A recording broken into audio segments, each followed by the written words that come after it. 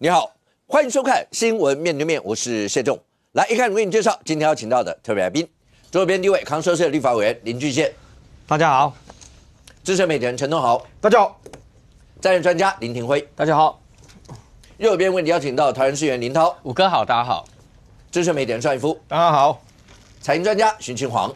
五哥好，大家好。好，那明天是18号，那国内最大在野党立法院第一大政党国民党党主席投票就在明天。那明天会开出谁呢？那看起来不管几个热门人选，最后党主席是谁？国民党的未来2026、2028走向到底会是怎么样？跟整个国内政坛一定都有影响。单不讲所谓的蓝白合与否的这些问题，接下来所有的选战、所有的策略跟两岸之间的关系，大概都会系于此。好，那到底会怎么样？那接下来还是一样，我们永远不会忽略到那花莲光复，那到底那现在就在状况怎么样？因为接下来那个像风尘台风这些，不管它会不会到台湾来，可是重点是外围环流所有的风雨，希望都能够谨慎应对这一次，不要再发生任何的憾事。还有灾民的生活又会怎么样呢？好，那除了这个以外呢，对。政治人物跟狗仔们跟骇客们，现在又从央广这件事情再往下追，甚或有很多的一些让他觉得很多疑云的地方。好，那李怡娟跟黄昌之间到底是认识吗？是有什么样的关系吗？当黄昌今天直接讲说你们干嘛？现在又来了，然后肉搜包括未成年啦什么什么的，需要搞到他的太太跟他的小孩吗？有事冲他来。不知道所有的人待会现场来宾会怎么样分析？当然，一开始全国所有的观众朋友最关心的还是对于台湾整个的未来，我们能不能在 AI 产业上面，我们能够扮领所谓的引领风骚这样的一个角色？辉达还会继续说真的落脚 T17、T18 吗？这件事情到了今天已经是今天17号了。接下来有一个23号、24号，这个是包括经济部的土地备案，包括台北市政府的土地的备案，但这一切都要看这件。来，清煌，新社动土，对，那个动土一动，大家就开始在讲什么时候了？这时候动土，这到底为什么要这样？现在看起来，北市府、辉达、新社三方这个三角习题到底该怎么解？最后能够真的把辉达就留在我们这？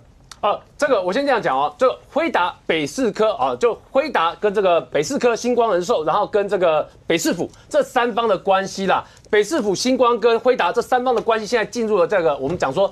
北市府跟星光是进入火车对撞啦，那为什么进入火车对撞的关系？等一下我们会告诉大家啦。因为这个动土的动作其实讲了很多的事情啦。因为它是一个虽然动土，但只是仪式的动土，没有实质的动土。那为什么要做一个这个有仪式但是没有实质的动土？而且呢，还伴随着发了一份声明出来，告诉大家说，我们可是有跟台北市政府申请过相关的施工的哦。是啊，那这些都在杂项部的部分，杂项部连续壁的施工，我们申请，而且还给我推荐了4次，推荐4次，补件了4次之后，他才同意我在这个地方可以施工，所以我就举办了这样一个动土的仪式嘛，我合情合理啊，而且妙在这个地方哦，它现场啊，如果你去看过很多这建筑物的这动土仪式的话，这一次新售动土仪式只有中间那一根。讲说这是地上权的相关的动土，可是你去看金华城或任何进来的动土，一定是把名字写上去，然后再写上动土典礼。这个是一个没有名字的动土仪式呢。即便他有告诉你说这边他们要做一个这个什么绿地的园区啦，但是那个绿地的园区，我这样告诉各位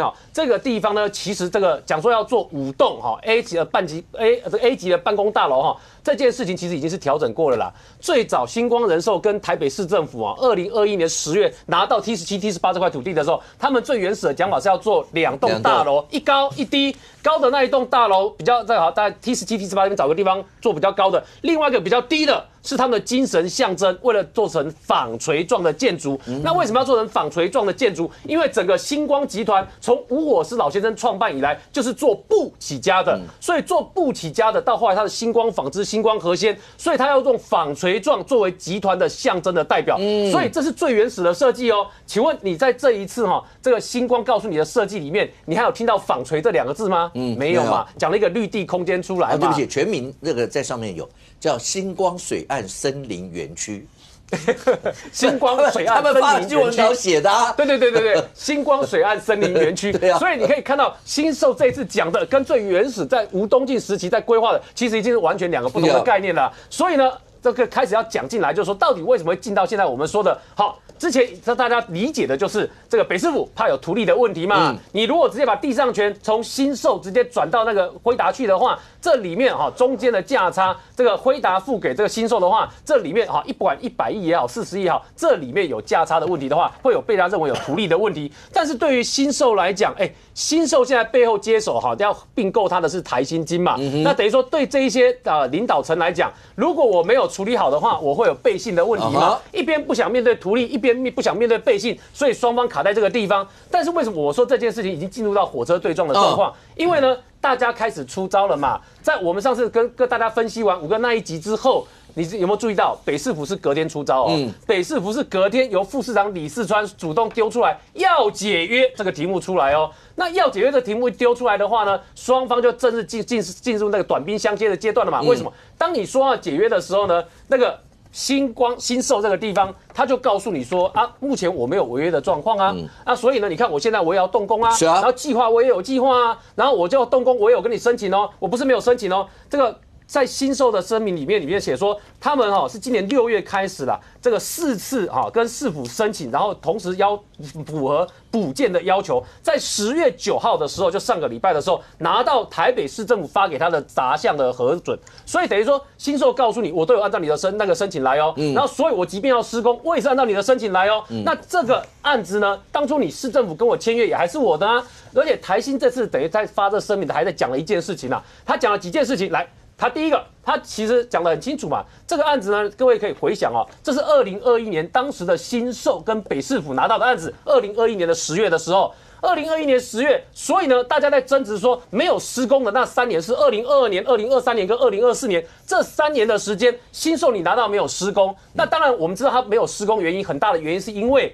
这个星光人寿在当时有很严重的资本适足率够不够的疑虑啦。那资本适足率够不够，也表示它没有那么多的现金可以去做上面的施工啦。所以等于当时对星光人寿来讲，这个大股东从吴东进，因为吴东进后来的经营权也被这个其他人拿走了。拿走之后，他们在吵一件事情，就是要不要增资嘛。那如果增资走不通的话，要不要去跟人家谈合并嘛？所以后来才会谈到跟台新金的合并上面去。所以后来台新金拿到了这个星光金的经营权，这个是去年10月、11月的事情，但是合并，我们讲说去年10月、11月得到核准之后就完成合并了吗？也不是，他们的合并的进度是这样子。今年2025年预计要完成的是在银行端的合并那关于人寿端的合并呢，是明年2026年的事情换言之，台新金跟星光金的整并两边的合并案呢，是预计今年到明年从银行端到人寿端两端陆续完成的事情。所以换言之，还没有完成实际的合并。但是呢，对于这个地方是。迫在眉睫，马上要处理，因为辉达就要来了嘛。如果辉达没有这么快说要来的话，我相信这个案子不会这么快就端到全国前面，变成一个这个10万火急的媒体的话题啦。所以也就是因为辉达要来了，这个议题被浮上台面了，大家都被迫要处理嘛。所以呢，对于北市府来讲，现在有一个大家盯着他看会不会有图利的问题，会不会留得住辉达，这两个都变成是北市府的烫手山芋。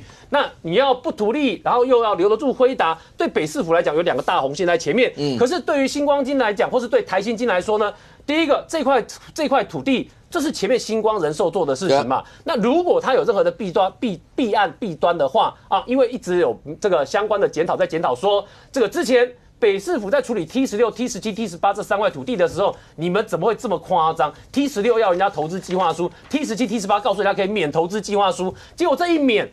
免出什么状况呢？免出了一个人保取得 T16的时候呢，那一块人家权利金拿的是86亿负86亿结果星光取得 T17、T18 2块的时候呢，才这个金额才花了44亿而已等于说对于星光来讲，我后面拿了44亿，可是你看人家愿意拿那一块就愿意花了86亿的，中间42亿的价差是你台北市政府造成的，不是我造成的呢。所以它本来就存在了这42亿的价差呢。所以等于说在这里面，这个以星光的面对自己的股东来说的话。这么明显的权益，你不能把它解释成为是图利嘛？他的股东一定觉得这是我的股东权益就这一块地增值了，到时候获利有机会变成我的股息股利，那你怎么可以把它给让出去呢？所以两边的解释看到角度就会不一样。所以这也是为什么当他开始在做这个动土施工的时候呢，它其实呢，一方面我没有真的踩到你的红线哦，就是我没有真正的动工哦，但是我动土仪式我有做，我告诉你，我都是依照合约来做，不但依照合约来做，相关的变更或是需要补件，我也都依照市政府要求提出申请了。所以呢，好，各位可以想见一件事情，为什么我说这叫火车对撞，就是两边都一样走入法律战的程序，走到法律战的程序，在就合约论合约的时候呢，但对台北市政府来讲，它多了一个考虑，怕被人家讲图利，然后怕被人家讲说你这个能不能留住辉达，不能留住的话，那你问题就大条了。可是对于这个台新跟星光来讲，它现在就是依约行事，所以北市府我看昨天到今天，北市府有一个新的讲法出来说，到明年1月1号的时候，这个星光人寿到时候不存在了，不存在的话，那这个合约呢，当然也就消灭了啊，说这个就可以不用了。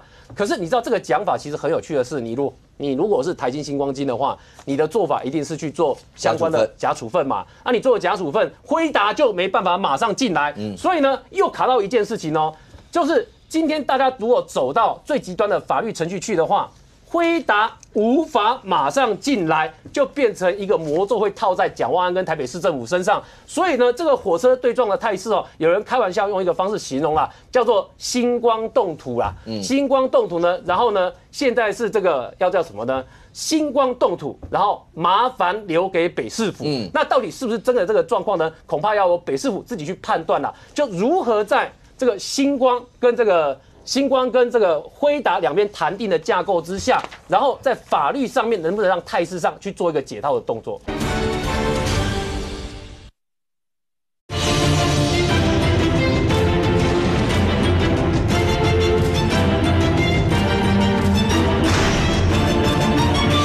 就如何在这个星光跟这个辉达两边谈定的架构之下，然后在法律上面能不能让态势上去做一个解套的动作？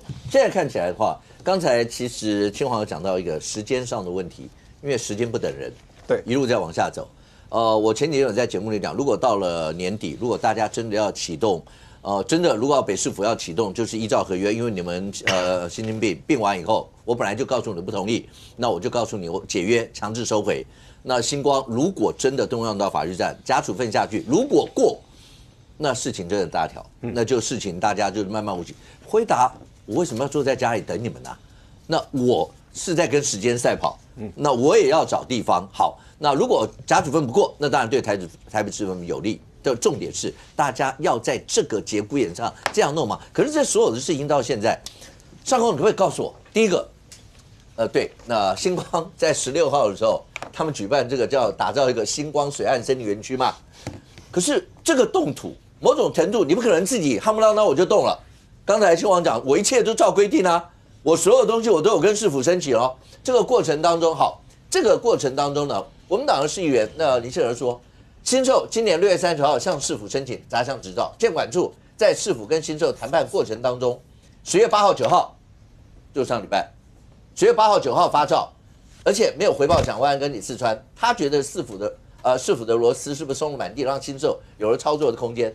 李四川的回应是讲说，杂项执照不可能报到府啦，那依法办理，我不要让外界认为说我为了辉达故意去卡你新寿。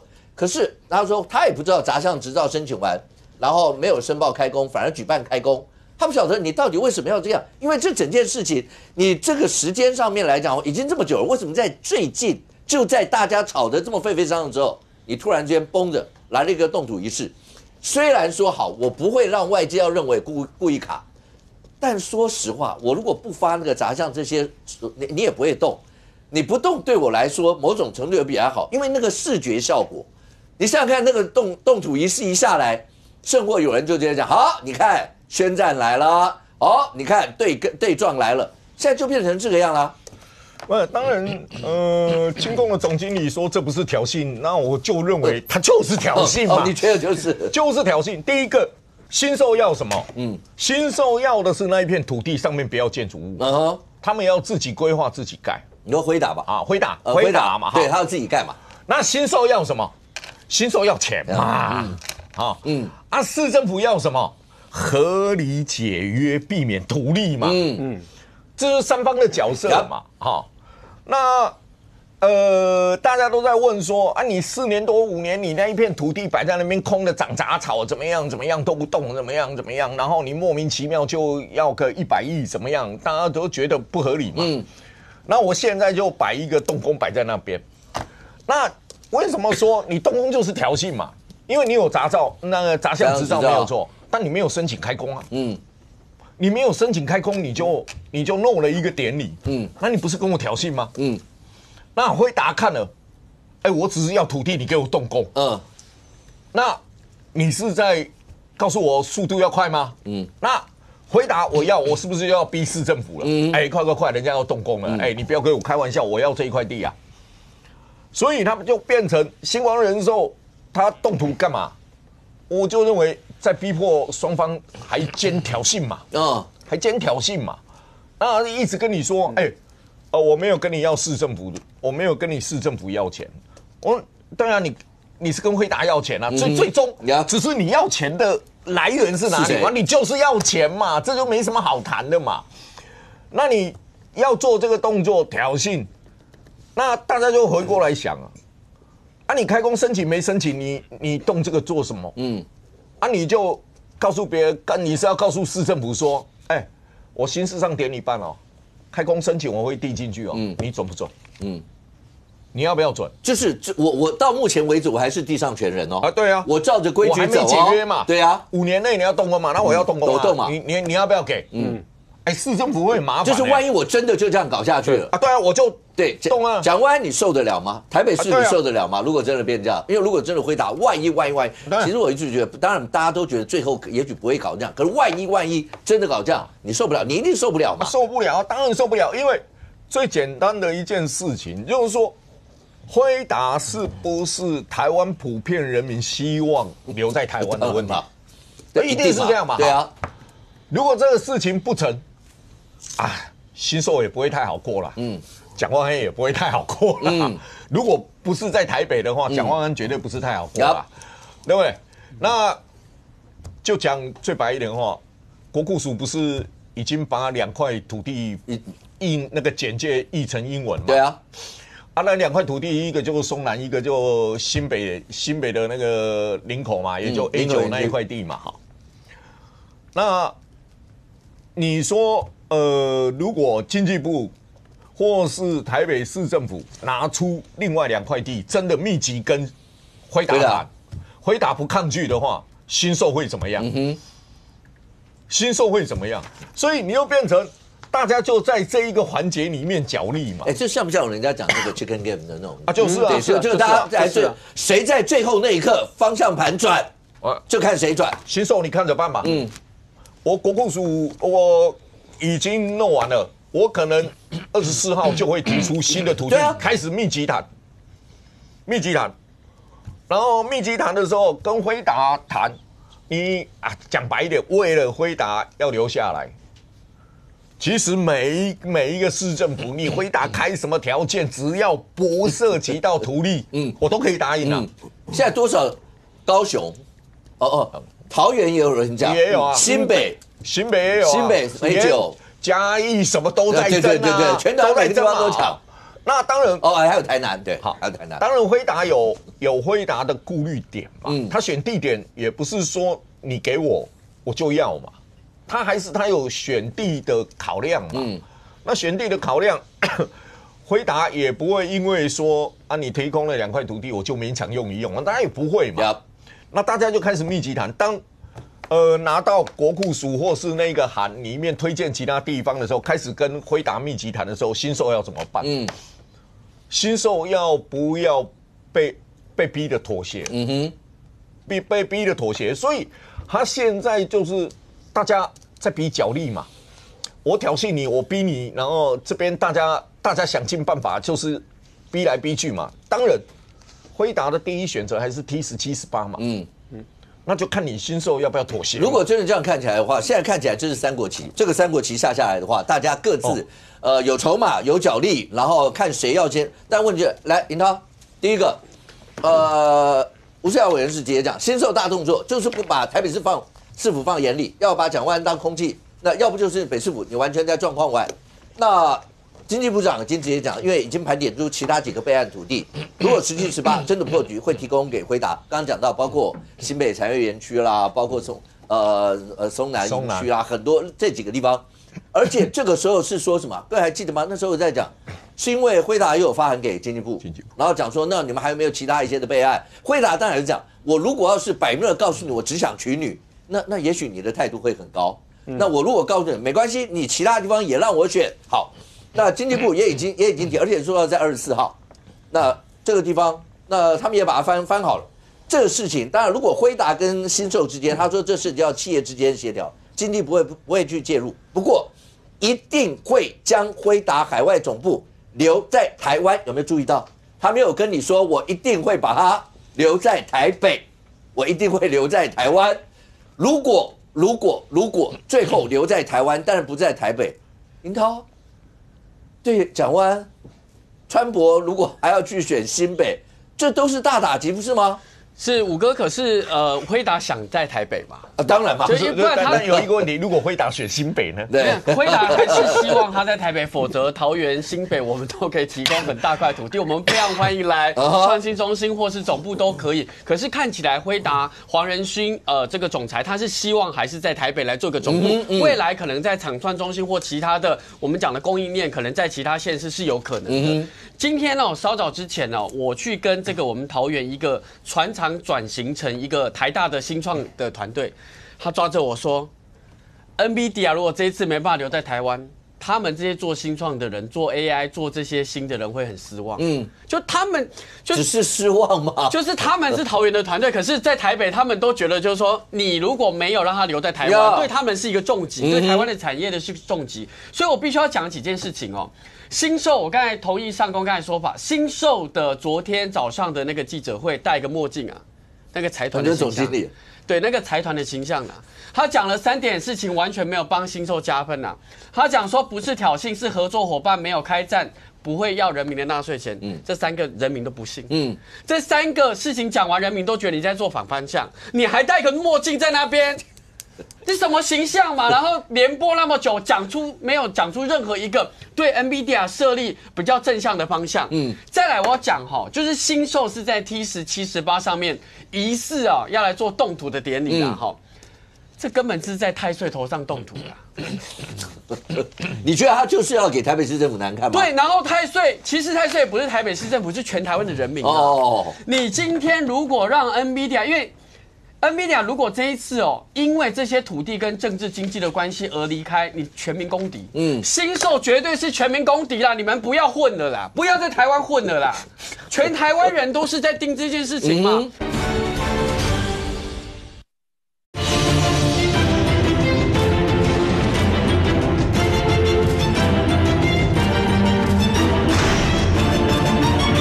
如果这一次因为这些土地跟政治经济的关系而离开，你全民公敌。新售绝对是全民公敌啦，你们不要混了啦，不要在台湾混了啦，全台湾人都是在盯这件事情嘛。所以你看一件事情就是今天是 NVIDIA 希望在台北。那经济部，我们讲中央政府，中央跟地方当然要合作。可是我说真的，中央政府的国有财产署跟这个经济部现在盘点很多县市的选项，盘点高雄啦，盘点台南啦，然后又说台南土地不行啦。那可能 NVIDIA 就要在台北嘛，是他说要在台北，你一天到晚盘点其他县市，你到底在干什么？第二个呢？因为台北市政府很积极，包括 T17、18还是希望地上权可以转移，然后解约金是给 NVIDIA 辉达来付。第二个就是 T12要跟旁边的地主来做整合，第3个就是松南。可是我说真的，如果我们是黄仁勋，但我们不是黄仁勋，我说黄仁勋为什么选择市北那块土地？视野好嘛，有水岸嘛，然后又可以做一个跟这个我们讲，如果在松南确实比较挤，虽然有6.3公顷国防部跟台北市的土地，但确实比较挤。那我的意思就是说，当新售这么久的时间，那2块地晾在那边，突然发一个新闻稿说他要做星光水岸森林园区，你是挑战台湾人民呢？什么星光水岸啦，什么园区，没有人在意，也不要了。我们就是要 NVIDIA 的总部，那5楼的总部我们就是在那边。但是林涛重点就在那台北市政府能做什么，能够用什么样的话好？如果这样，因为你有听到这几天民进党的有一些不管委员啦、亦或议员就直接在那边调侃说，长官你们市府太软弱，你们要强硬起来，你们有什么什么？一般说民不与官争，民不与官斗，因为官一定有很多的行政手段或者什么什么。市府或长官能够再做到什么样的东西，不会让这个出任何一点差池吗？我觉得双管齐下，中央的内政部一定要讲说，我们跟台北市的市政会送出来这个地擅权的设定案，内政部也同样背书。那我觉得你的胸襟就是大的嘛，就是你想要达成嘛。那所以你不会说啊，台北市担心土地，内政部说台北市不用担心土地，市政会议出来，台北市议会通过，内政部背书。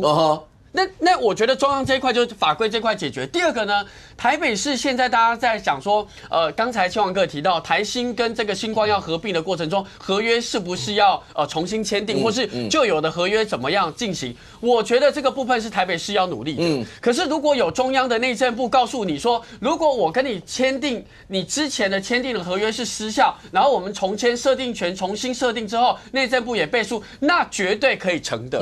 所以我觉得中央的态度也很重要。可我真的觉得说真的啦，吴思瑶，我要点，为什么你是士林北投的立委耶？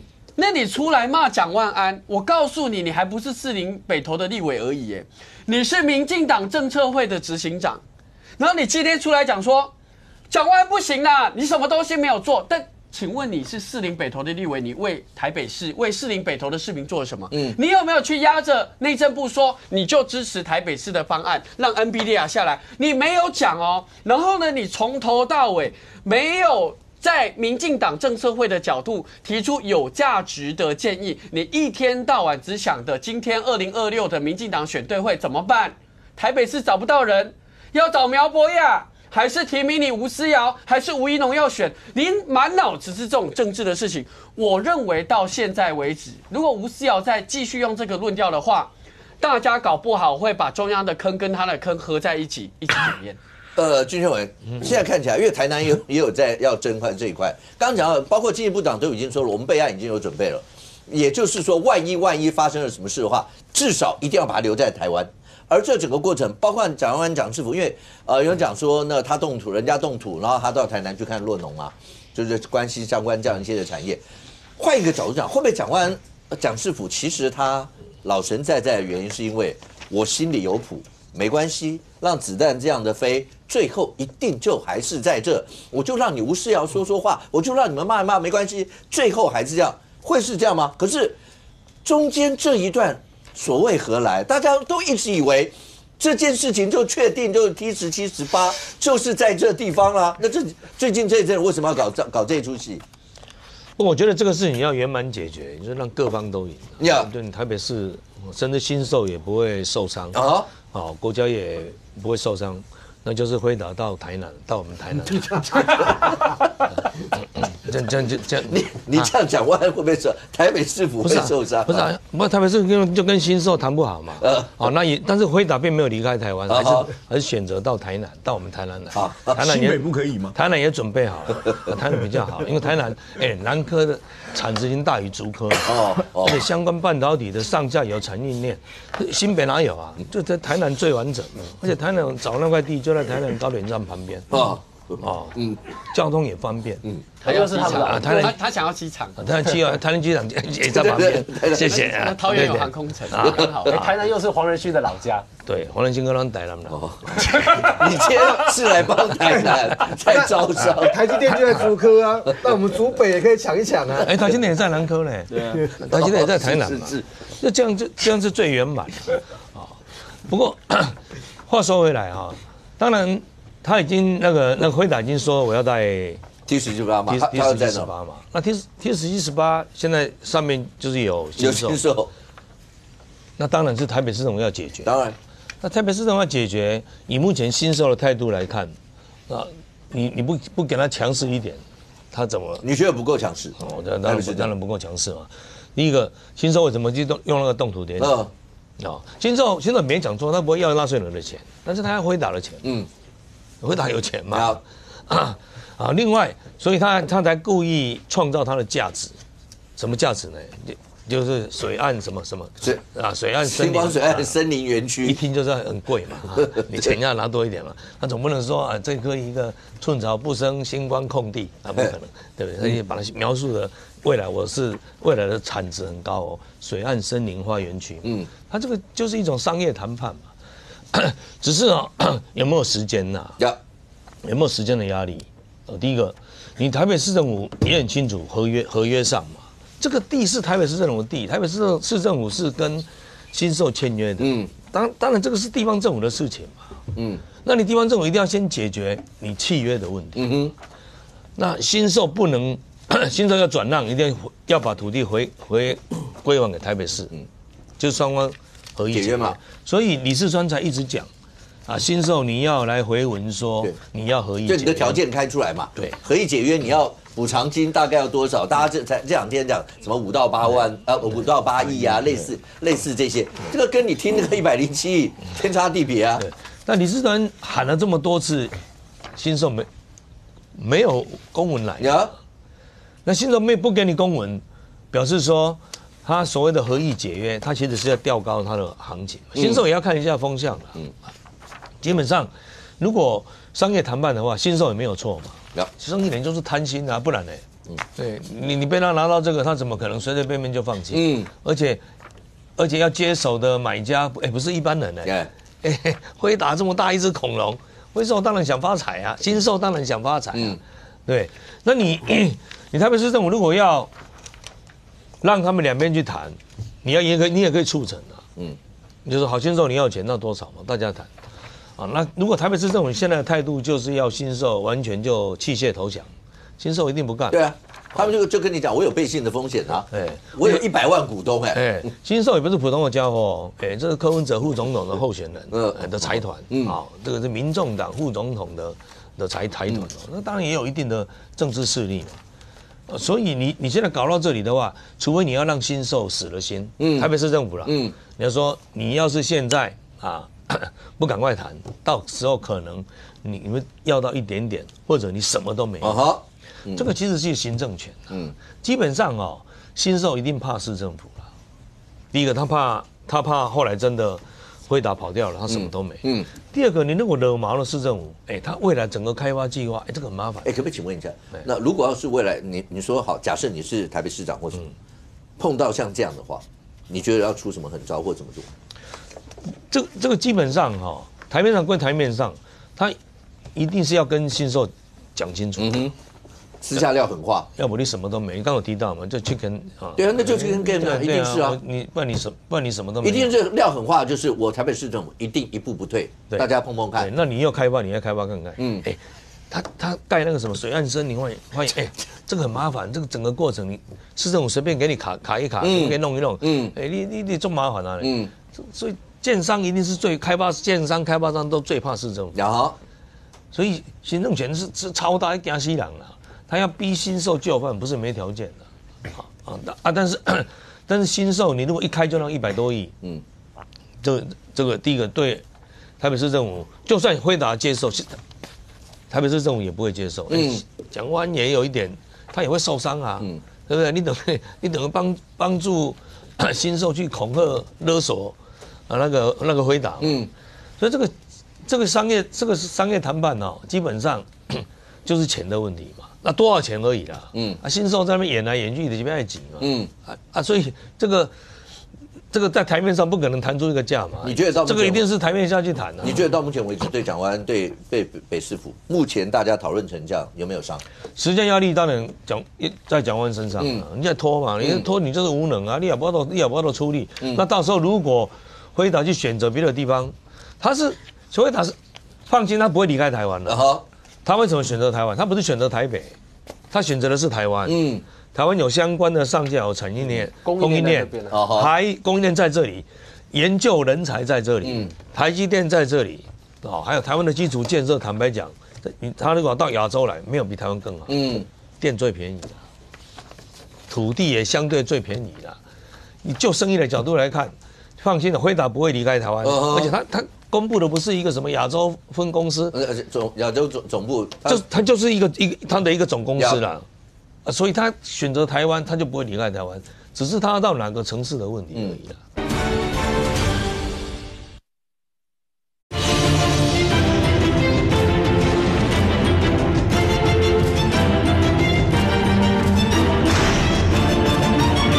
他就是他的一个总公司啦，所以他选择台湾，他就不会离开台湾，只是他到哪个城市的问题而已啦。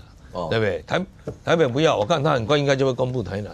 这个也是给蒋万安的压力啊。对，可是这个刚刚就讲到，正好时间当然不等人啊，现在已经到了10月中了，然后到了年底，大家就讲新性病那所有的相关的一些台北市政府要不要启动所有的法律？可是只要一旦启动，说实话，那就是真的大家硬碰硬到底。那你就只能看最后一个甲组分出来过不过。大家就所有的人都要系于那张裁定书下来看未来是要这样吗？对蒋万安长师傅来讲，我跟你讲，你觉得他老秦仔仔吗？他去看洛农的这些，那可是这过程就有人从今年3月开始一路看到现在，事情是不是前面就有那个端倪了？可是一直到现在，对蒋万安来讲，辉达在这个地方绝对是一个很重要的政绩，一定是吧？是，不只是连任，甚或是他未来的政治路上，他都可以大声的说，辉达是在我任内那时候什么的。可是只要如果像刚才居宪委员讲的，人家选的是台湾，只是因为台北有这样的一些方面或各方面，他第一个选择这，万一不是，那个反噬是不得了的。我刚才查了一下，8月的时候，中央社有一个新闻，就是在讲说，辉达台湾总部啊，台北市政府匿名哈，他说新售不愿意解约，将自行协商。就8月的时候，台北市政府的专案小组应该就知道有点状况。那你弄到这边。两边透过媒体，隔空交战，这个事情到最后一定会很惨。从政治的角度来讲，不应该隔空交战。为什么？因为未来的台新星光的董事长，吴东亮，吴东亮，蓝绿白都很熟吴东亮前一阵子才去台中跟卢秀燕卢妈妈一起吃便当这事情怎么会搞成这个样子？吴东亮对国民党很多人讲不是陌生人，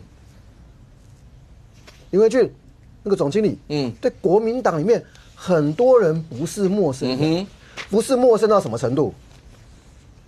很多在几间友台上政论的朋友，跟吴东亮是非常熟的。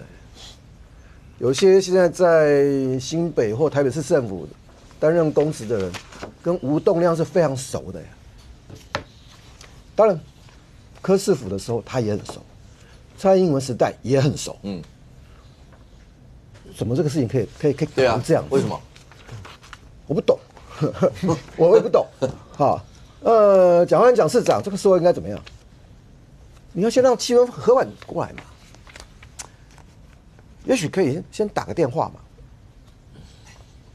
有决定权的人坐下来先喝杯咖啡嘛，把气氛缓和下来嘛。市政府距离他们总部只有500公尺。我这么讲，因为彼此都不是陌生人，彼此都知道自己可能有些难的地方。那正好，如果你这样讲，那台北市政府包括李四川在这件事情上，川普显然是要扮演强硬派的角色。他是防火墙的角色，对嘛？他一定是这样嘛。所以你看，川普他们就要讲，那如果这样，好啊，大家都要示善意，那你动什么土呢？而且大家还记得吗？那个动土典礼是昨天动土，是前天还是什么时候才释出那个讯息说临时的啦，临时告诉你说他可能会动土哦。你这对我不是突袭是什么？因为前几天李世安说就是要解约啦。我说解约，然后你就直接动土给我看。你现在看到结果是一路隔空互呛的结果啦。那个动土假动作嘛，真的动土哪里是这个样子？动为离没有意义嘛，那就是假动作嘛。这个事情就是坐下来谈嘛。再讲这个事情跟柯文哲那个金华城图利八竿子扯不上边。为什么？他是已经合法取得的一个地上权，但是台北市政府是有他的行政范围啊，不是完全没有空间，但没有违背法令的问题。现在比较难的是新售已经拿到了之后，他那个50年，好，他一方面还可能会来不及，所以会违约，但是那也是2年以后现阶段你还不能讲他违约。好，那怎么解套？当然有行政的空间嘛。他跟柯文哲是什么？柯文哲是无中生有，所以不要把柯文哲的那个图利跟北四科这个，你把它当图利不是啊。你不要讲柯文哲在他那个案子的时候，他是直接大骂检察官哦。是啊，说就是因为你们办我办成这个样，连辉达都不敢来了。你看，那是因为给了新售拿到，现在新售大家不是，但是对柯文哲角度，他就是把这两件事情摆在一起，他把所有的案子都弄成一样，意思是只要对老百姓有好处了，他都把它讲成图利。你们大家就问，那对柯文哲当然有利啊。柯文哲进来插这一脚，只会让事情更复杂而已。所以就要把它单纯化。民进党不要在这个地方唱衰，也不要唱衰，因为你不会有好处。那对蒋万安来讲，怎么可能跟吴东亮之间没有两个人会不来？两个人都是陌生人嘛，所以一定是先把气氛缓和下来，你才各自有找到各自的空间嘛。因为最大的一条钱，那个时候黄仁勋在前董又讲，就贵了一点，大家应该听过那句话，很贵，100亿在那里了嘛。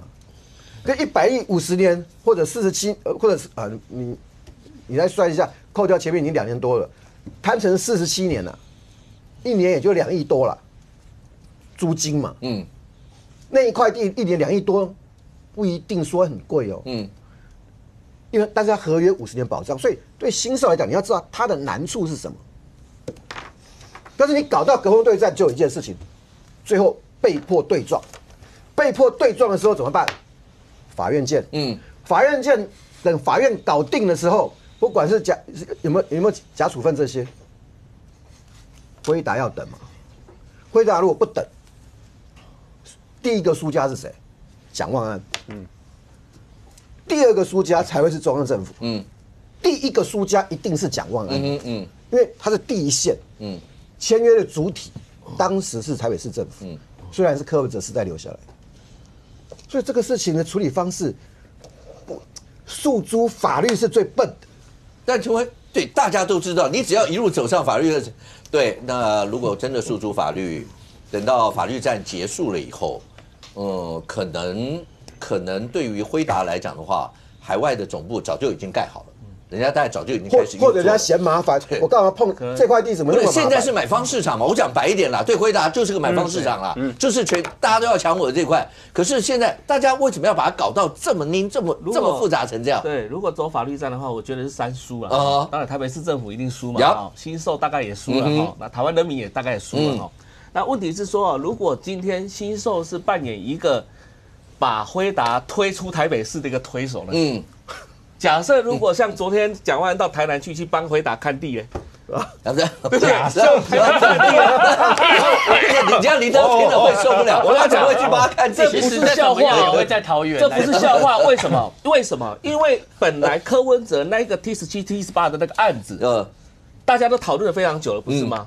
那个案子本来那一块地本来就有一些问题在上面，不是只有长草而已。你看新售真的是连一个停车场都不愿意去弄。一般人养地的话，他基本上会弄停车场，对，要不然会有空地税什么的。他宁愿不愿，他不愿按照新一计划区这边来弄，他宁愿去把它长草，然后变成森林什么水岸园区之类的。那问题是新售他故意搞出这一招，那个动土那个概念。那个概念是什么？他连停车场不愿意了，他愿意搞这个东西，显然他跟台北市政府杠上了。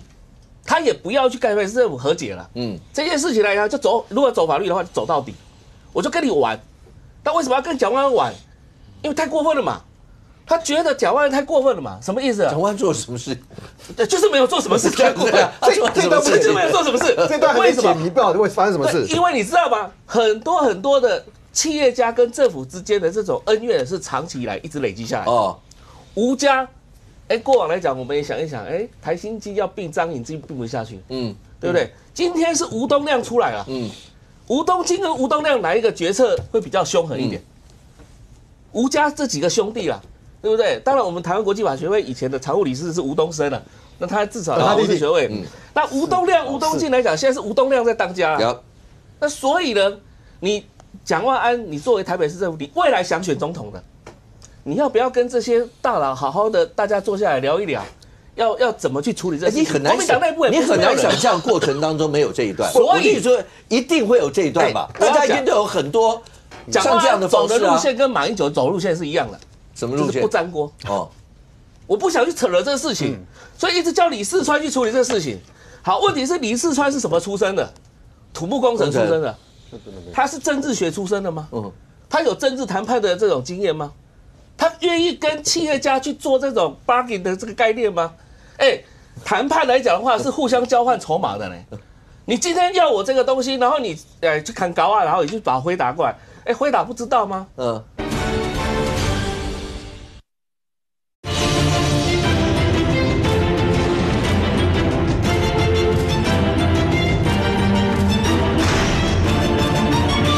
谈判来讲的话是互相交换筹码的呢。你今天要我这个东西，然后你去砍高啊，然后你去把辉达过来，辉达不知道吗？难道吴东亮他们跟辉达那边也不熟吗？我说真的，这个将军就在江蒋万安，因为如果我刚刚一直在提，如果新寿刚好是把辉达推出台北市，他到坐落到其他县市都可以，那一个其他新的县市的县市长。不就是大感谢新寿了吗？不是，我为什么不让台北市感谢我就好了？所以这个事情，当然我们现在我当然不是站在新寿这边，但是大家要看清楚，企业家他就是要鳄鱼的眼泪。企业家你跟他谈东西，不是用道德来跟他约束，你是要拿利益来跟他谈。所以我以前因为蒋万安跟我是大学学弟，他跟他是同学啊，对不对？这种大四的时候，蒋万安大一的时候。我当时认识他的时候，我就觉得说，怎么办？什么叫怎么办？什么叫怎么办？因为常常有一些事情，你有那么早就预期到他会遇到辉达的问题啊？遇到危机的时候，遇到困难的时候，他常常不是站在第一线，他不是在第一线。你以前跟他就有这样的碰过危机处理的，就是跟他一直互动交流过程当中，甚至我读博士班的时候，他的老婆也是我博士班那个硕士班同学，所以我们其实很早就熟了。那问题是站在这个东西，你叫李四川处理了，李四川什么本事去处理这事情？讲话赶快打电话找评会。我讲一句最白的话，辉达的案件对台北市政府绝对是一个大案件。当然，光你杂项执照都不通知一下上面，虽然李四川说不用上来。但是你有敏感度的话，此案非同小可。就算一般案子不用上府，可是这件事，这个案子讲的那是官话。对啊，就是说我是不是要报告一下？那个副市长，那个他们申请杂项执照啊，我现阶段要不要发下去？今天讲白一点，我卡你新售就卡你新售啦，我就是要跟你谈啦，我管你的，是吧？霸气一点，我就是要卡你嘛。那就要行政手段啊，不然当市长什么你送进来申请我就一定要准哦。难道没有什么理由可以拖延吗？而且我跟我讲，我觉得为什么不敢卡？有些地方当然我们现在不知道原因，所以你要知道吗？包括林涛他的老板跟吴东亮也很熟对啊。然后呢，国民党吴家跟大家都很熟那个熟是真的。不是，那要把他讲说他全民高铁，我们然后你知道礼拜六要选党主席，对不对？你们是6个候选人嘛？对啊，6个候选人里面，我知道有超过一半都跟吴东亮很熟啊。对，刚才怎么会搞成这样子呢？刚大家讲的对，就是这样。那尚公刚讲的这个案子，辉达这件事对台北市政府，应该是目前大家看起来应该是最重要的一个案子。对啊，所以理论上应该是好了，我们只是讲理论上，应该是有一个小组或一个就所有的部室。只要跟辉达有关系的，一定都要上报道，大家做决定，也就上报到这。就算你发个杂项执照，平常只是你监管处的，这时候一定都要汇到这个地方来，让大家来决定。要不然的话，我是市长，你是副市长，我们正在谈，突然间嘣，开空了，这边开空了，然后突然变，那边什么？不是，你们大家也拿我当一回事嘛，让我知道一下，我到底前面谈。各位知道谈判最怕的一件不是打仗最怕的一件事，我讲了800次，就突然中箭，然后发现箭头是在前面，然后回头看谁射的，然后这时候所有的人都转过头不理你，你就不知道到底这是一场整体上看，全台湾都希望辉达一定要留在我们希望留在台湾，留在台北，因为 T17、18是他最早看上的。可是事情到了现在这样，但是你不得不说留一手是，当蒋万安去台南去看洛农的时候，是不是真的是心里面某种程度有谱，觉得说过程应该不至于会失控成这样？不知道。可是时间不等人，再往下走，到底会是怎么样？甚或各自会出什么招，大家都在看。好，那除了这个以外，大家还是会关心的，就是对于黄昌总召来讲的话，那因为他今天直接讲了，对所有的事情冲着他来，大家现在干嘛？去查一个李丽娟的那些东西，连他老婆住在哪里，户籍在哪，甚或讲他儿子的户籍在哪里，自古就说罪不及妻奴，而且他又讲他又没犯罪。你们为什么要这样？在上一次好像他是不是什么美国人爸爸那件事情的时候，他就说过了，就为什么一个未成年人大家要搞成是这个样子？那让观众朋友听一下，他直接在回，包括央广，因为这2天还有讲说央广他所知的过程，那黄总召也有回应，然后包括他太太的户籍跟李丽娟之间有没有什么关系？来看一下。工会当初跟他们检举过，他们就把它当成是一个重大的案件，把它报道出来。那是镜传媒发现他们这是乌龙爆料吗？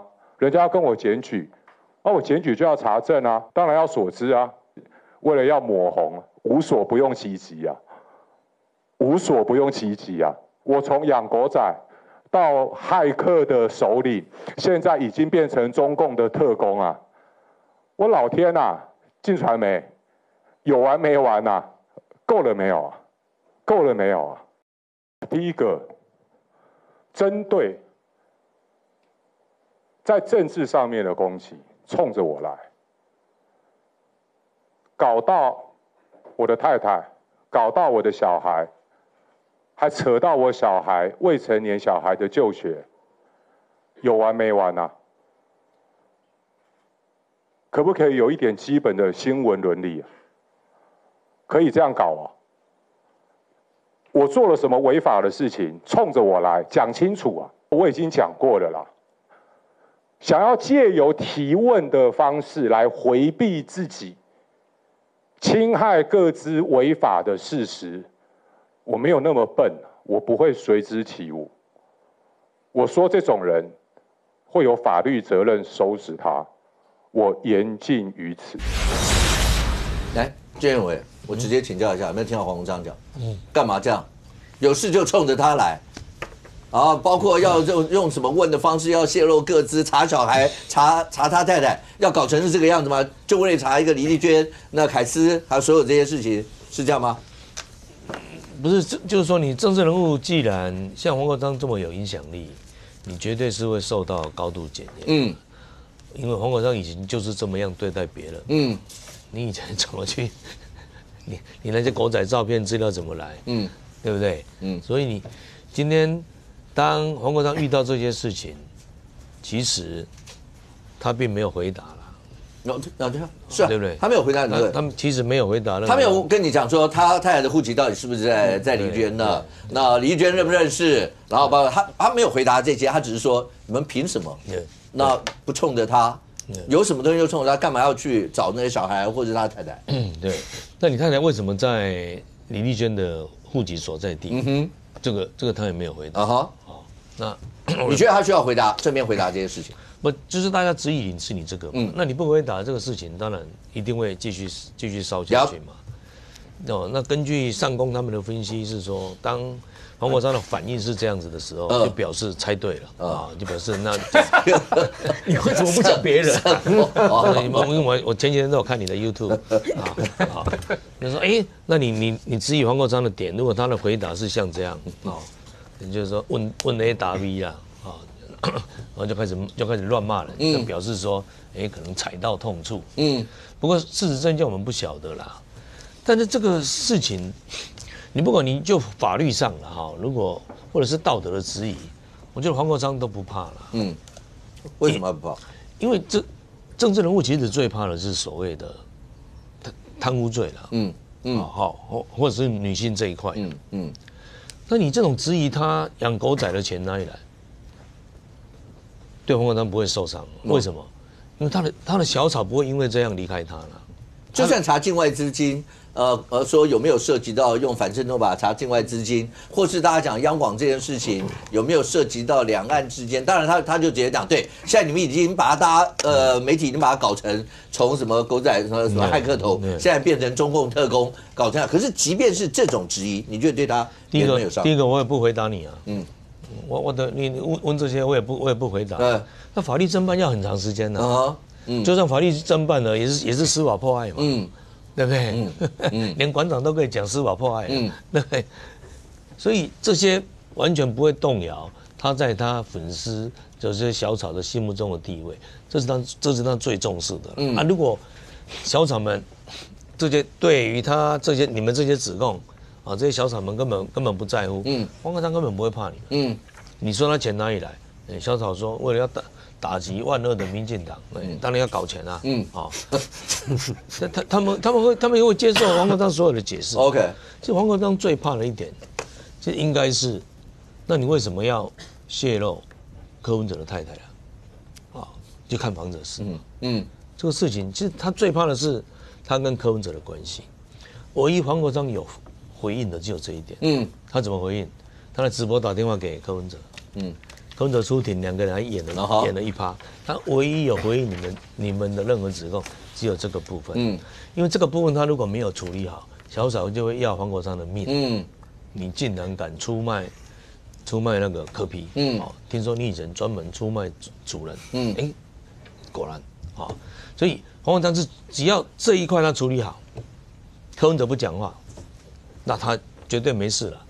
那柯文哲这个时间也不会去打黄国昌，因为需要他，就是他们两个再怎么样互看不顺眼，那柯 P 就算怎么样，他也会忍下来了，要不然林传美已经讲得很清楚了，泄露柯 P 他老婆是柯太太陈佩琪去看房子的是黄国昌泄露给林传美，林传美是根据来自黄国昌的资料去刊登，陈佩琪去看房子，这李正浩讲的，不是我。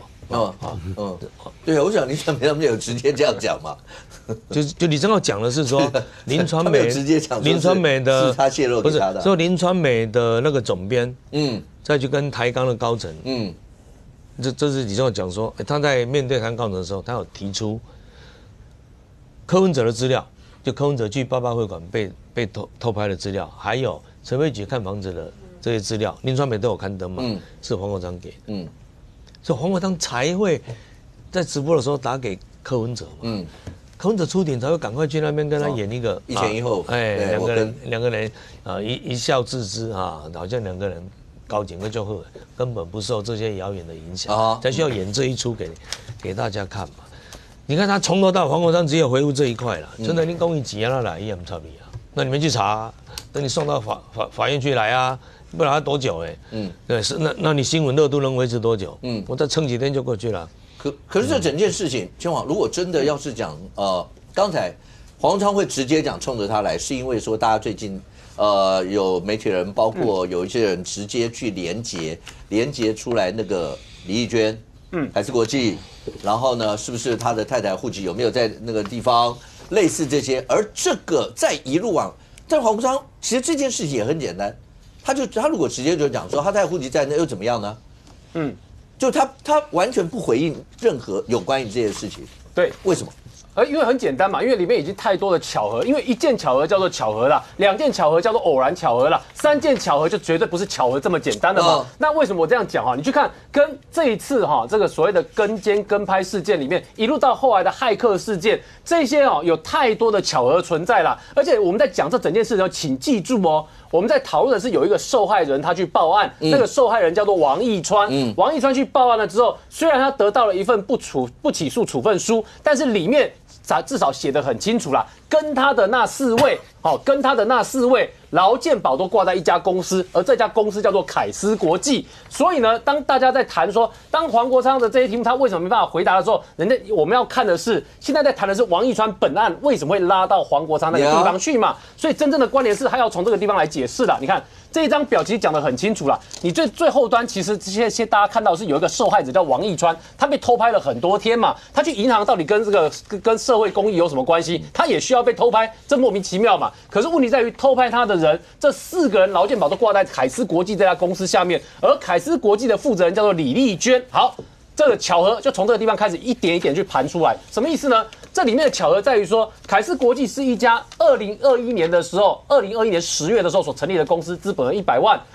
然后呢，进入到2022年的时候，就这么的巧，凯斯国际呢，这个去投资了《民报》，然后这个张晋元、黄国昌的好朋友，就作为这个凯斯国际的代表人，所以这是第一巧啦，就跟黄国昌有关系的第一个巧合。第二个巧合是凯斯国际的李丽娟。然后呢，他们去投资了这个求真民调，然后李丽娟又作为凯斯国际的代表人，在求真民调里面担任董事。那求真民调跟黄国昌之间的关系，在民众党上面的关系，这是第2层巧合嘛？那第3层是什么呢？是这个本案啊，就是王一川这个案件里面，这些狗仔他的劳健保就挂在凯斯国际项下。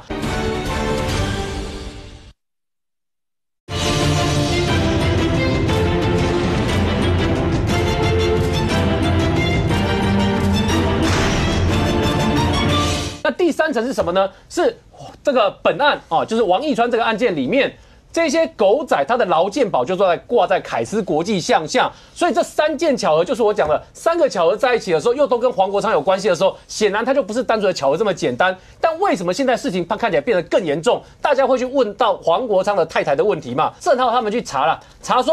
黄国昌的板桥服务处土地资料的时候，发现这个板桥土地的资料呢，他的板桥土地这个建物啦，所有权人是黄国昌的太太啦。结果从黄国昌的太太呢，这个在地政资料里面点进去了之后，会看到他太太的这个户籍资料嘛，所以他户籍资料上面是不是有个地址？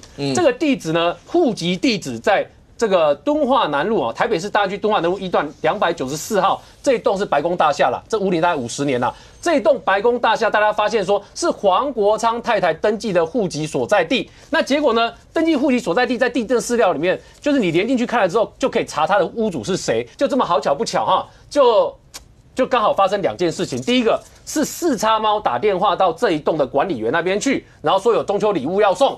那就说到中秋礼物的时候，就问到这个地址，是不是一位李小姐？然后管理员就很主动跟他说，你讲李丽娟小姐嘛。结果一讲出来之后呢，大家就知道说，原来这个李欣欣是李丽娟女士啊，这是一个。那第二个是有台的记者，也就直接到那一栋去问了那个管理员，问他说，你们这边这个地址呢，是不是一位叫做李丽娟小姐？那我要怎么联络她？然后呢，这个管理员就主动跟他讲说，对，这是李丽娟小姐。然后你只要电话留下来，她会回电。那就这样一讲完之后呢，发现从4叉猫的管道跟有台记者管道都证实，这个地址上面看到这个李欣欣呢，看起来是李丽娟啊。那所以大家就会问一件事嘛，这第4个巧合就形成了嘛。这第4个巧合叫做为什么这么刚好哈，在本图里面的凯斯国际的李丽娟，她在台北市啊这个白宫大厦这个房子，那看起来应该是一间小套房啦。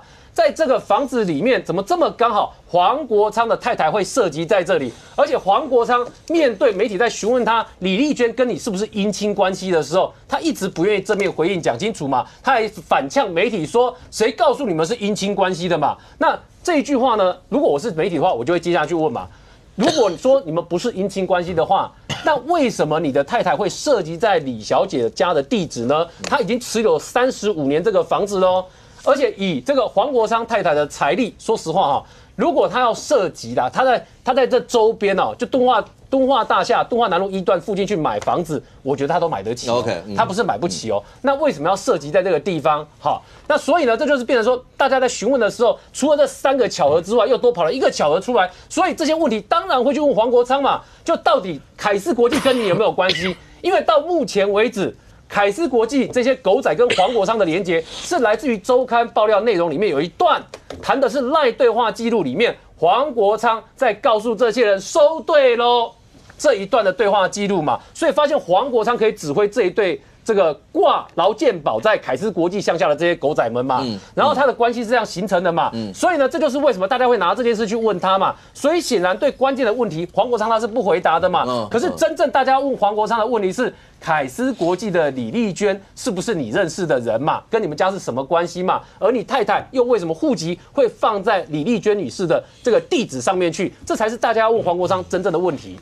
现在看起来，廷辉，因为最近几个案子，包括调查局，包括调查局长，包括国安局长，都出来讲说，哦，是不是国安事件啦这些，哦，你不敢讲央广啦，或是像狗仔们啊这些，那大家也在看说，譬如狗仔们这些，为什么会追到凯斯国际，然后包括他的负责人，包括盛货联有没有涉及的这些，因为大家要查的是有没有境外资金的问题，因为如果照像正好媒体人他们大家讲说。是不是包括检方在侦办的时候也有考虑过像反渗透法类似这些？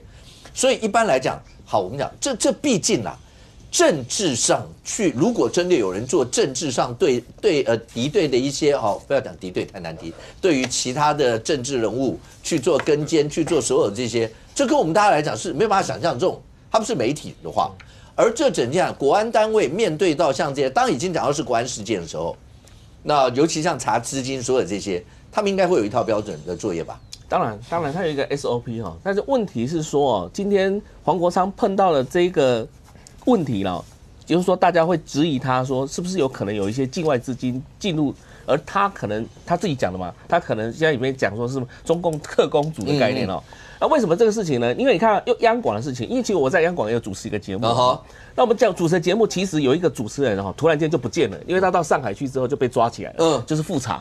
那复查到现在为止还没有回来。对，那什么意思呢？就是说，其实央广它扮演一个是对岸的一个非常重要的一个窗口。那你今天去调那些资料，不是说不能调，而是那些资料当中来讲的话，有些东西大家会觉得非常质疑，为什么你要？一个大的立法委员，你为什么要调到那么小的一个，比如说我们一个发送台？那你要的发射台来讲的话，那个东西很重要。为什么？我们通常在做盖台用的，因为对方来讲的话，发现到我们的强波过去之后，他们就会发送更大的强波，然后我们这边来讲的话。又会在很多地方来讲话，同时在送波过去，所以有时候常常附近的居民很惨啊，他家的电器可能都坏掉，你知道吗？因为那个波力太强了，然后还要去赔偿之类的。所以其实央广它其实扮演一个政府当中非常重要的角色。那如果你这么不寻常的，为什么？照道理讲，你问政好了，那你这个民众党也好，或者是说你要问的问题。怎么跟这些东西是有关系的？然后用那个无性工程师的这个问题，太细了，我就不讲了。但重点是说，我们其实这个部分来讲的话，假设如果有一个境外资金，不管透过什么样的手段、什么样的方法，其实国安部门其实可以是调出来的，是可以查出来的。而且还有我们在海外的很多的情报网、情报机构都可以去查出来的。我就举一个例子好了，各位知道纽西兰它是五眼联盟当中其中之一。那五眼联盟就是现在以美国、英国为主要的情报系统嘛。那纽西兰有一个国会议员，以前是曾经在解放军服务过的，后来入籍到纽西兰，后来甚至被选为纽西兰的国会议员，那个叫杨健，后来被抓了。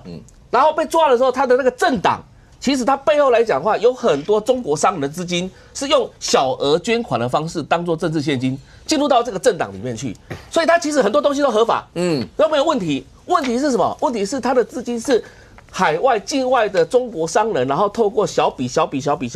那我们现在来讲，在中国大陆有很多台商然后有很多的境外的这些资金，你难保说有很多的东西来讲的话，不会透过什么样的方式进入到这个台湾境内来借选。那借选的话，那就是违反反渗透法了，对不对？所以其实真的不要以为说自己好像天衣无缝再怎么缜密的鸡蛋都有缝。所以说真的啦，今天来讲的话，很多事情，王义川为什么讲说，为什么是在国台办宣布制裁他的时候就开始做跟监的动作？那一定有一个指令下来要做跟监的，否则来讲的话，当时的王义川是什么样的王义川，跟现在王义川来讲的话不太一样嘛。所以为什么当时会有人下令去做这些事情？那指示的人跟那个资金提供的人。这个东西都要钱的嘛，你要养一个狗仔也不是那么容易的，这都要钱的，所以我们还严重怀疑这个东西来讲。那以前我们也以前在国安单位的时候，其实也跟过几个政治人物的这个相关的资金的金流了。那包含说要通过海外的，比如说查香港的资金呢，查泰国的资金呢，还有透过泰国政府、透过香港政府的一个情报合作等等之类 ，OK， 这都有在做了。所以真的，我觉得还是奉劝大家这个要守法，但是呢，基本上你有问政的方式，你有自己问政的风格，那就算了，但是千万不要涉及到境外势力的介选。林涛，以国民党，因为大家都有讲蓝白合之间是未来可能国民党这一定会走向。待会大家也会聊，如果国民党党主席对蓝白合或胜或选战的一些影响。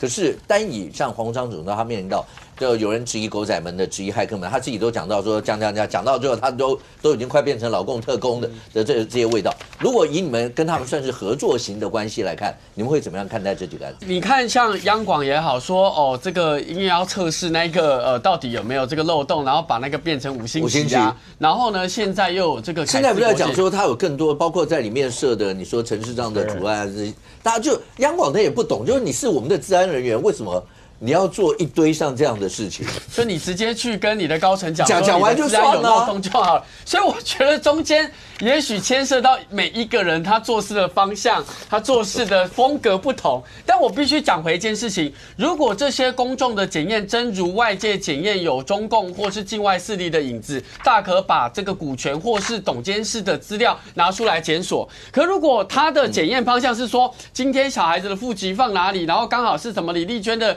这个名下，我会觉得这是有一点点超出公领域的检验。那请问一下，当黄国昌大家讲说那凯斯国际，那因为狗仔的那些薪水是凯斯国际付，然后那个李丽娟她的那个房子，黄国昌的太太的户籍是设在李丽娟的房子里面。你觉得黄国昌有没有需要出来面对大家，告诉大家讲说，第一个跟李丽娟认不认识？那为什么他的太太要涉及在那个地方？或他跟因为这时候如果是这样，一定有人就会质疑他跟凯斯国际的关系到底是什么？那你觉得黄国昌这一部分需要讲吗？我觉得以现在黄国昌主席对外的说法，看起来公开的股权跟凯斯国际是没有关系的。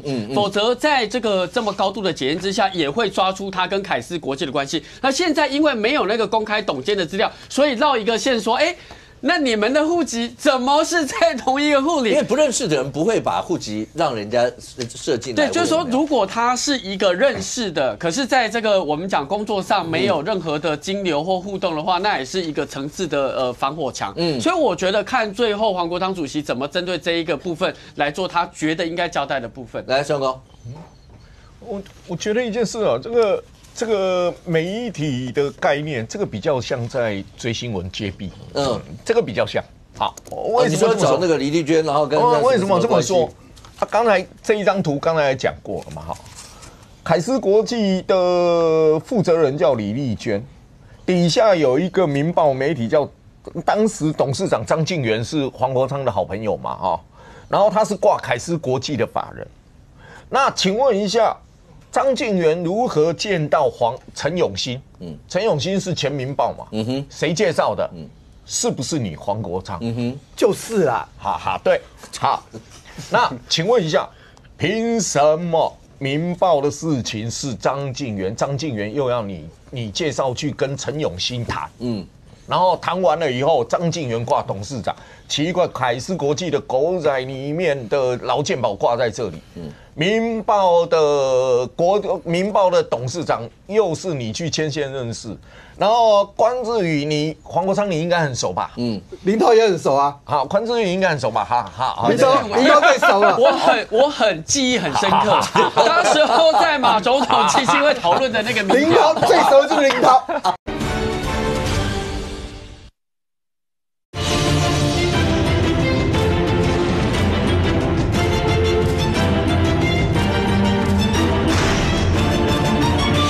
记忆很深刻，当时候在马总统基金会讨论的那个民调，林涛最熟的就是林涛，那个3%-6%是吧？对啊，就是他去参加那个这个技术会议，后来黄珊珊才去把他撕掉嘛。那你会不会好奇关志宇后面的那李丽娟到底是谁啊？对，李丽娟挂董事长，关志宇挂总经理，你不会好奇吗？然后民报呢用了求真的民调做国政，那请问一下。关志宇去认识张敬源，又是谁带他去的？是不是你黄国昌的？回答。领导，那谁带他去的？传出来又是黄国昌。如果你看凯斯国际，你摆在里面，你的追的人的狗仔里面摆在这边劳健保，而你民报的董事长又是你带着去见陈永新，而球村的民调总经理如果又是你带着去认识张敬源，哎，奇怪，这个集团为什么人来人往都是你呢？大家当然质疑你跟他什么关系嘛？你怎么会有这么大的权力？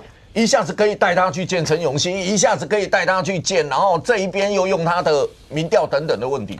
你说，黄国昌完全选你的，连连看，所以连来连去，原来上次凯斯民报求真民调，原来在这里面全部你手都在里面伸来伸去，那我们不用怀疑你跟李丽娟的关系吗？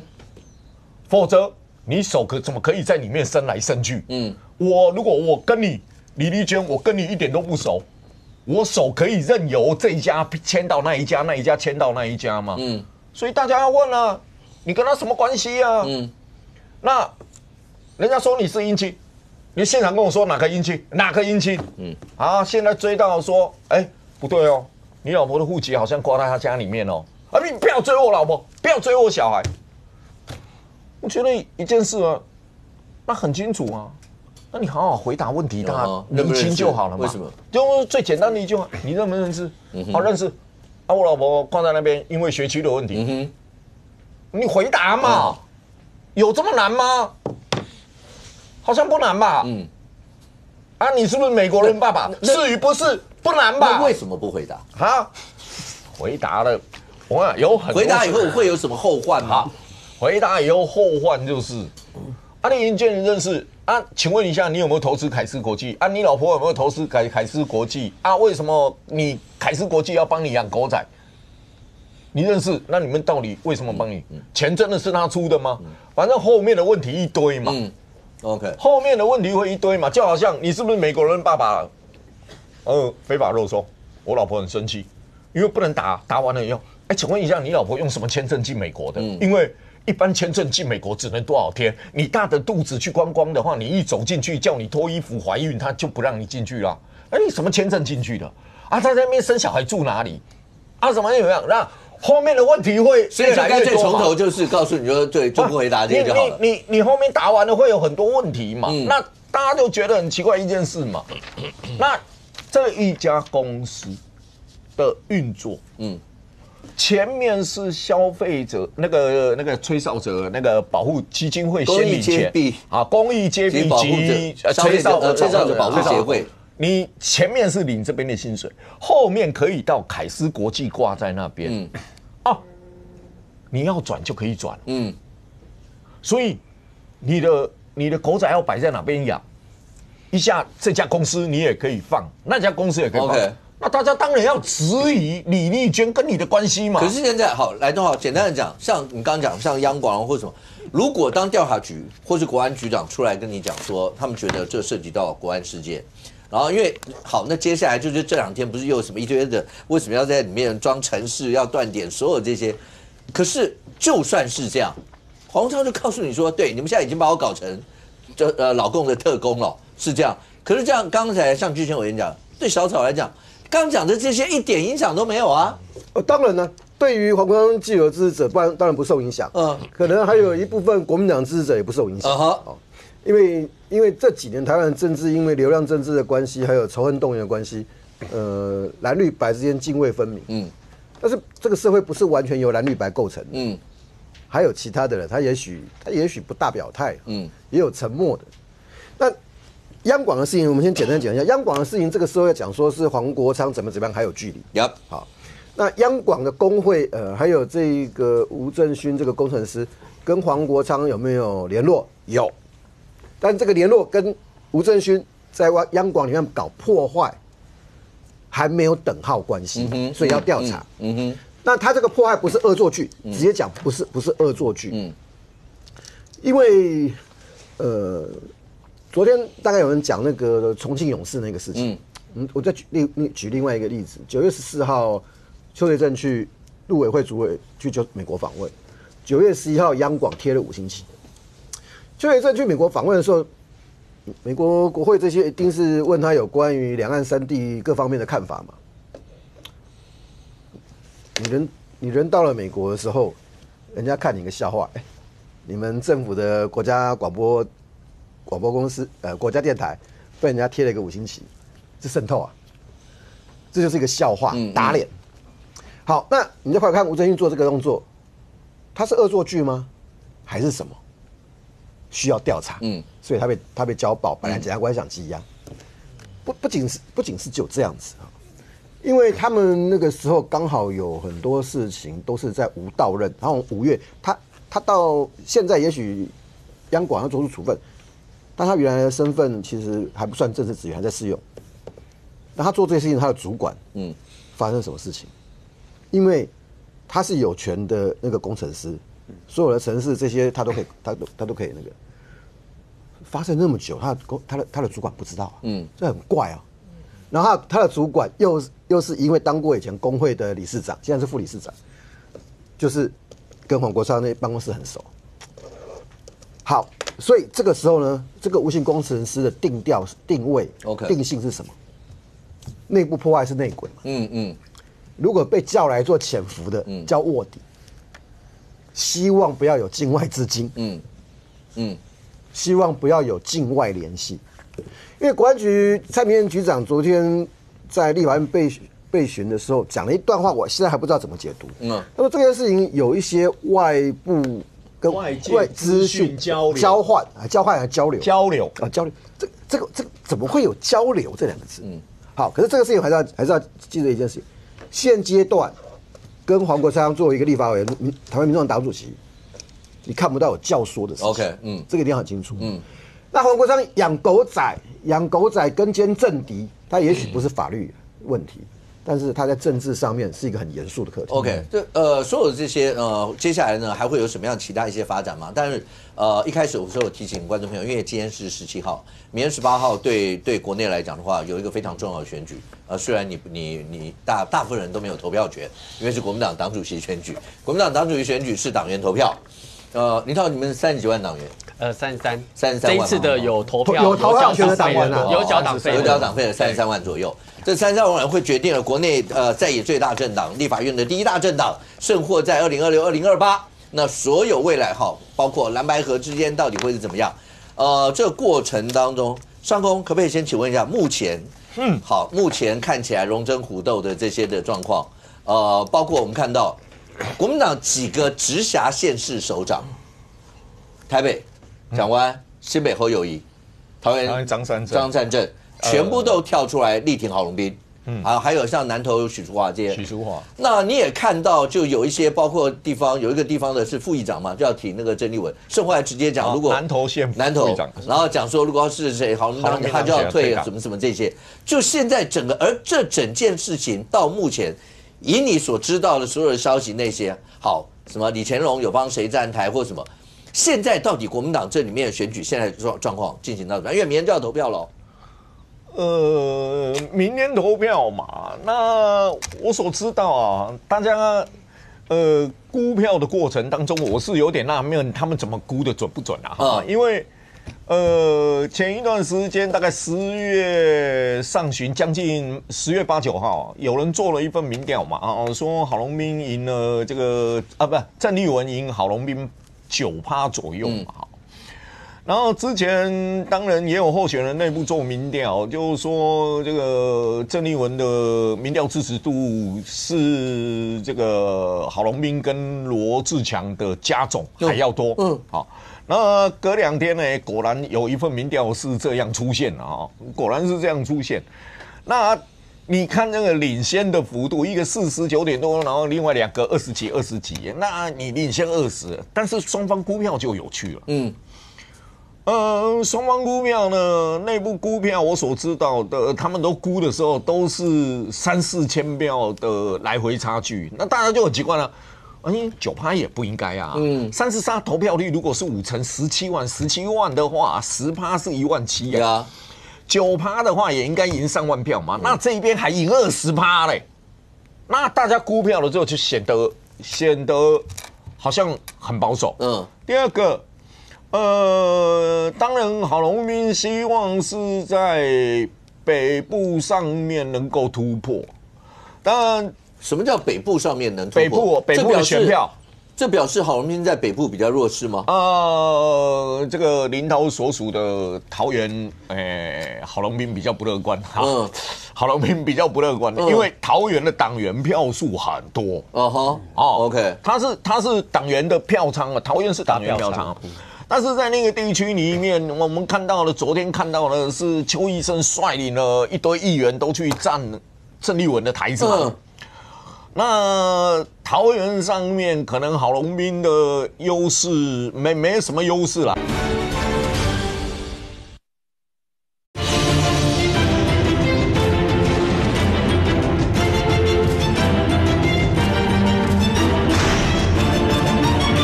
我们看到了，昨天看到的是邱医生率领了一堆议员都去站郑丽文的台子。那桃园上面可能郝龙斌的优势没什么优势啦，反正可能是郑丽文优势比较大。然后所以希望的是北部打平嘛。但是现阶段南部里面，努力郑丽文大概是在屏东跟云林，估出来屏东跟云林可能比较没有那么优势啊。要换言之，就是郝龙斌在这两个地方比较有优势。那中部的决战就包括中彰投啊，那台中里面，其实台中里面有很多议员也是支持郑丽文的。可是台中那个谁，那个大家都讲黄建豪说是卢秀燕的嫡系子弟兵，他前2天不是直接跳出来，就听起来他讲的模糊，但听起来就是挺郝龙斌的意思。那黄建豪不是卢秀燕，对啊，黄建豪是3个子弟兵里面，其实跟那个卢秀燕是最亲的，是啊，3个最亲的。但是问题是，他讲跟卢秀燕出来讲，你让那个味道差很多，好，差很多哈。那第一个差很多，第二个，你一出来的时候，大家都在想一件事，就你卢秀燕是防火墙啊，因为你自己出来，万一说我挺郝龙斌，郝龙斌输了呢，那你不是得罪郑丽文？对，那你说啊，我挺郑丽文，那郝龙斌。当初跟你见面，你叫我出来选，现在你跑去支持别人。郝龙斌不是发了一篇吗？那时候那时候都已经写到明明白白的感觉上，那个他就卢秀燕嘛，你是写这样，就等于是卢秀燕说，就希望他出来选。他那篇文章读起来是这样意思吗？不是读起来就是那个意思啊，就是那个。所以你说，卢秀燕本人出来表态，他影响力是有，当然。好，比如说他黄复兴里面有部分会受他影响，对他有期待值的会有部分影响。OK， 那现在最大的问题，大家都在探究一件事：为什么郝龙斌也是政治脑鸟了，怎么会选成这个样子？那郑丽文为什么会强成那个样子？其实讲一句白一点的话，因为对大家都没期待值。就说你说一句话，他们的期待值摆在哪里？摆在说我支持卢秀燕，摆在我支持蓝白，其实你们3个强者都是同样的态度了。我选你选他选他的时候，都没什么差别，都没什么差别了嘛。然后另外的一个期待值是什么？这我讲一段，就是说郝龙斌跟吴敦义在选党主席的时候，其实有很多党内的人说，交朋友我交郝龙斌，选党主席我选吴敦义，为什么？你们说为什么？他说，因为他可以跟民进党打仗啊。那现在问题是，就变成说谁比较骂民进党骂得狠？那郝龙斌向来骂人，总有一种那种温和度，总有那个儒雅度。那郑丽文出来就是那种泼辣，就要骂到你，看你能不能掉眼泪那一型。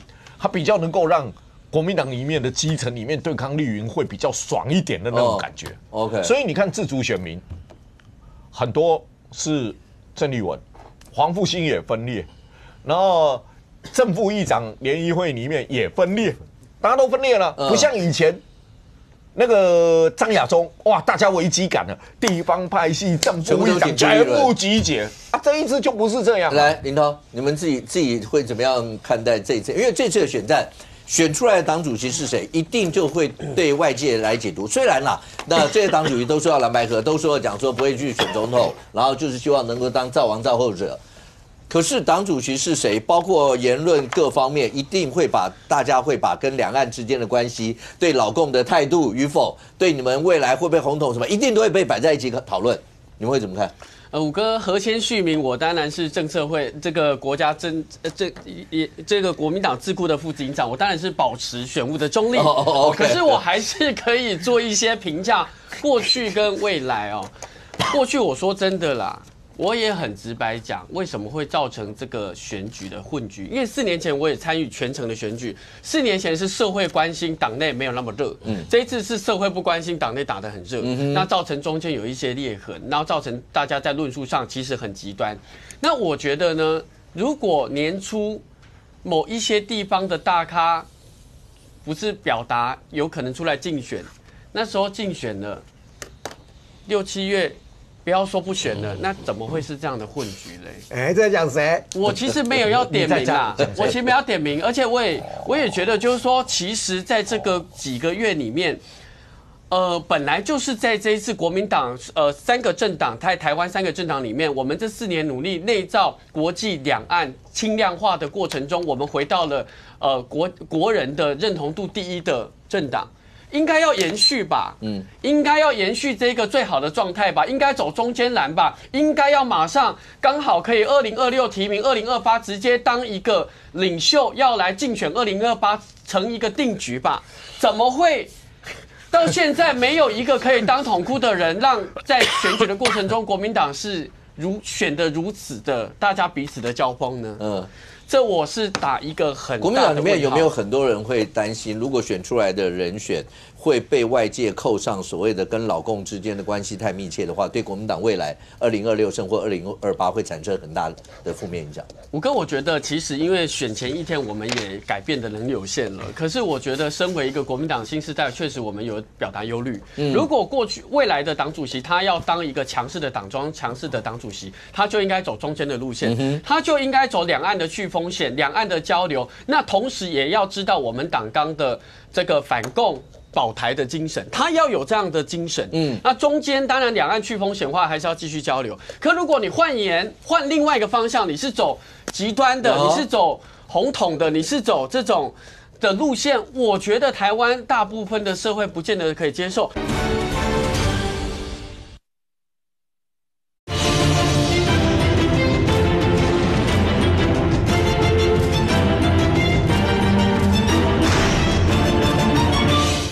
现在没有一个可以当统哭的人，让在选举的过程中国民党是选得如此的大家彼此的交锋呢？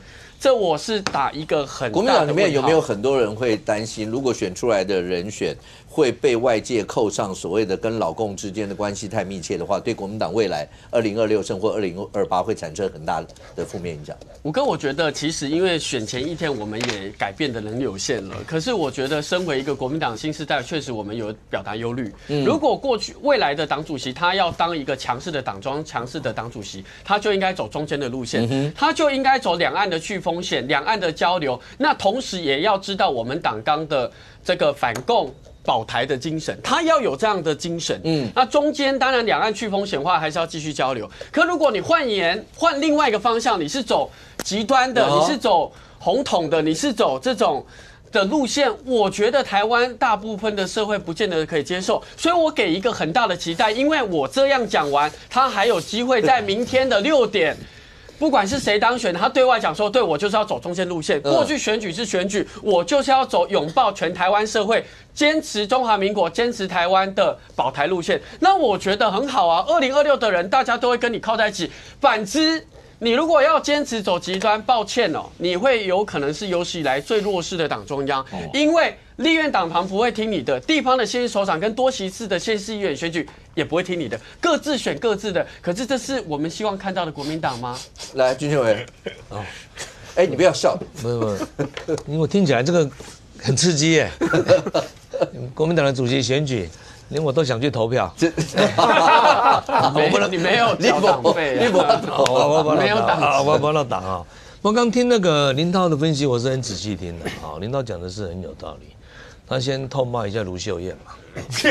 没有点任何人，而且我也要贡献，就是说我们现在投票一下，我们6个人，我们现在国民党你讲的是谁？我们现在国民党认同度达到第1，我也很感谢我们4个直辖市长张善政、蒋万安、卢秀燕跟侯友宜大家的一起的努力。我没有讲错吧？我们表达认同。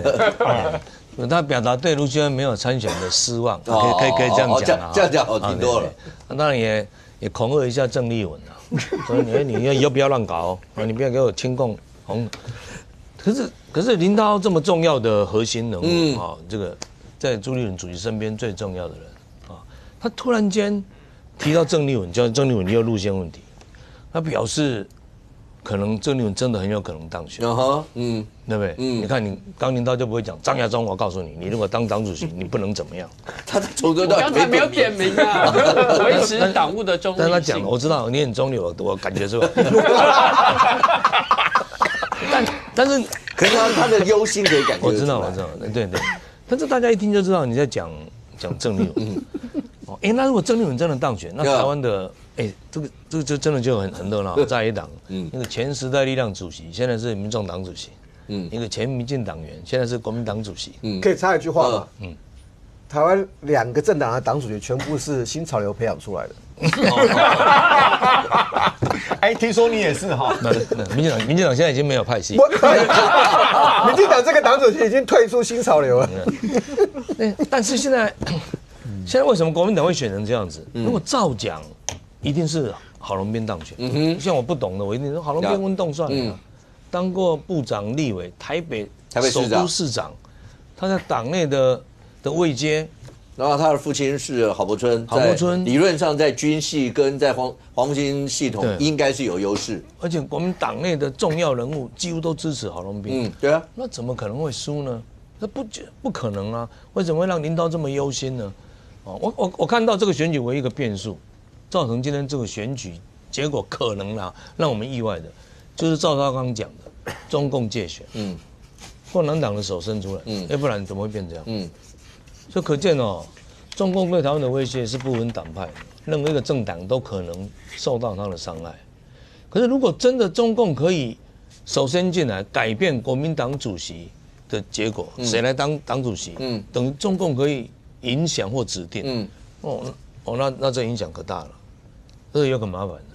因为我记得赵少康讲的，他是很有根据的他说什么抖音上面有几千支影片，然后他有一个数字嘛，这都是在支持、在鼓吹那郑丽文嘛。